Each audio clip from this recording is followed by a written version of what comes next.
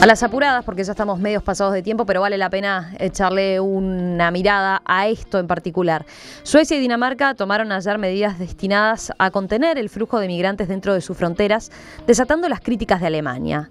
Schengen es muy importante, pero está en peligro, dijo Martin Schäfer, portavoz del Ministerio de Relaciones Exteriores alemán, en un momento en que una decena de países comunitarios han establecido diversos grados de control en su frontera, incluyendo, como en el caso de Hungría y Eslovenia, vallas para evitar el paso de migrantes.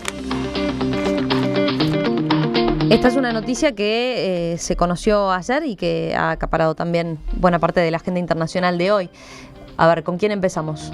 Susana. No, yo simplemente decir que esto evidentemente es un paliativo. Suecia y Dinamarca responden a una crisis que afecta a toda la Unión Europea, pero principalmente a los países más pudientes, más todavía desarrollados en lo económico, como la propia Alemania, que también quiere limitar a algunos socios de Angela Merkel. También Schäfer de Bavaria quiere limitar a 200.000 refugiados por año el número de los que llegan.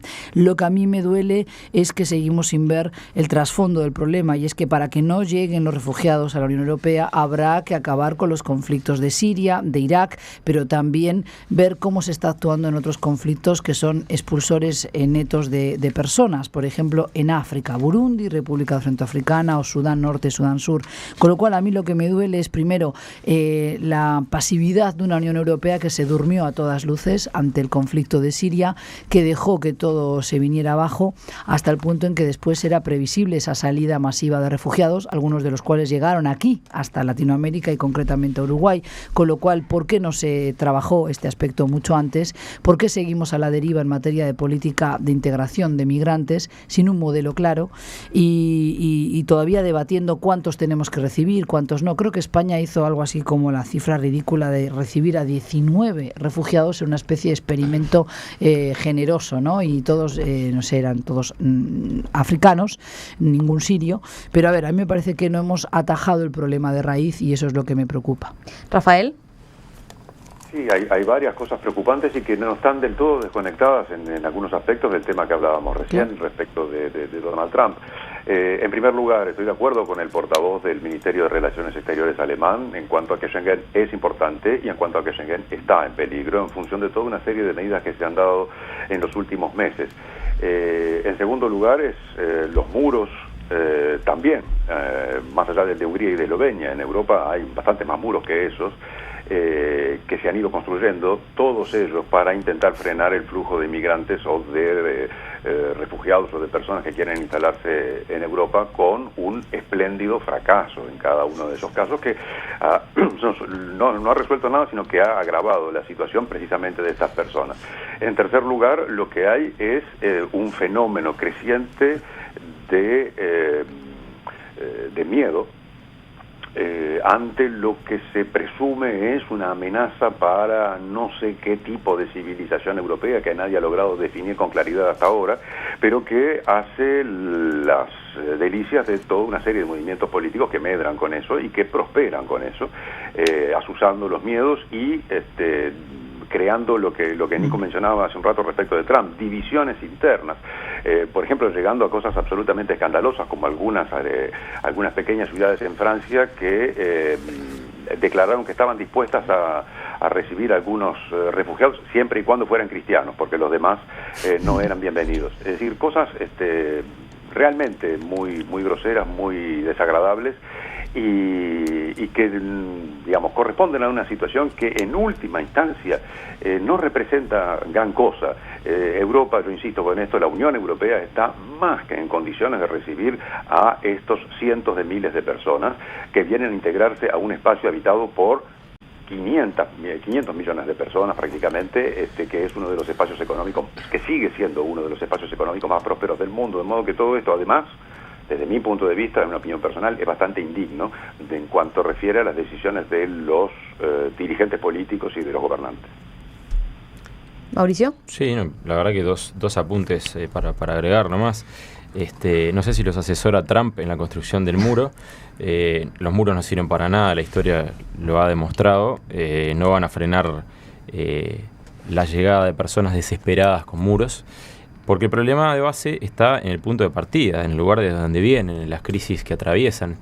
gente que está dispuesta a absolutamente todo para tener una vida digna. Entonces la solución no pasa por establecer muros, ni por eliminar la libre circulación en Europa, que es algo que los europeos valoran mucho, sino por empezar a planificar a muy largo plazo de qué manera se mejoran las condiciones de vida en los países de origen. Y la verdad que es lo mismo que pasaba hace 10 o 15 años, cuando Estados Unidos era próspero, con los mexicanos que iban a Estados Unidos. A mí, en definitiva, me termina lo digo con mucha ironía, me termina causando gracia cómo los seres humanos repetimos los mismos errores, ¿no? A lo largo del siglo XX vimos la construcción de muros en Medio Oriente, en Europa, en la frontera de Estados Unidos-México y en muchos otros lugares.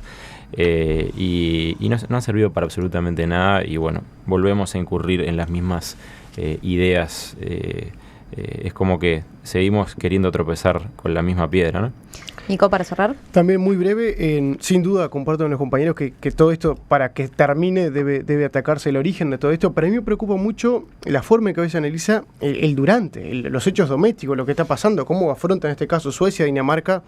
En el caso, por ejemplo, de Suecia, ese flujo de refugiados de los Balcanes.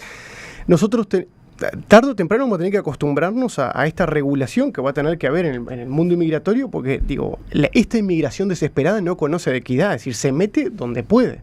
Entonces también a veces cuando un país se pone a regular, como que lo vemos como no, está mal. Y bueno, señores, si le llegan 100.000 en la puerta para entrar, hay que entenderlos también, porque esto influye en las políticas sociales, de salud.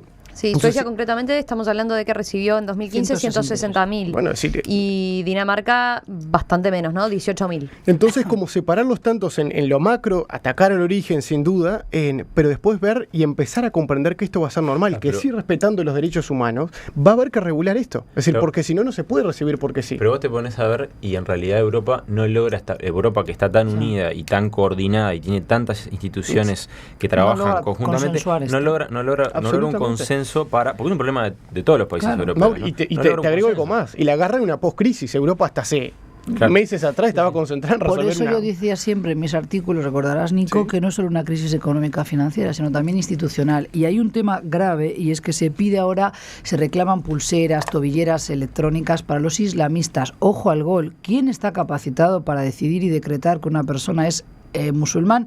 ¿Quién es islamista? Si hasta casi se desconoce qué significa ser musulmán.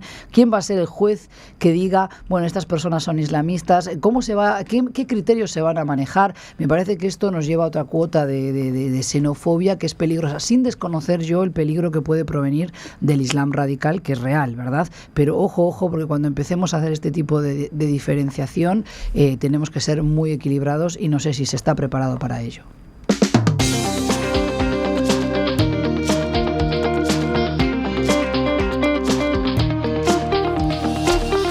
Bueno, nos despedimos de esta mesa internacional hoy con Nicolás Albertoni, Rafael Mandresi, Susana Mangana y Mauricio Rabuffetti. Los volvemos a escuchar, algunos ya a la distancia, de vuelta. Sí, ya de vuelta, mañana volviendo. Pero Nico y Rafael. Si te deja entrar Trump. Sí, totalmente. Capaz que escucho la mesa y ahí... Claro. Rafael, contigo retomamos contacto ya desde París, entonces.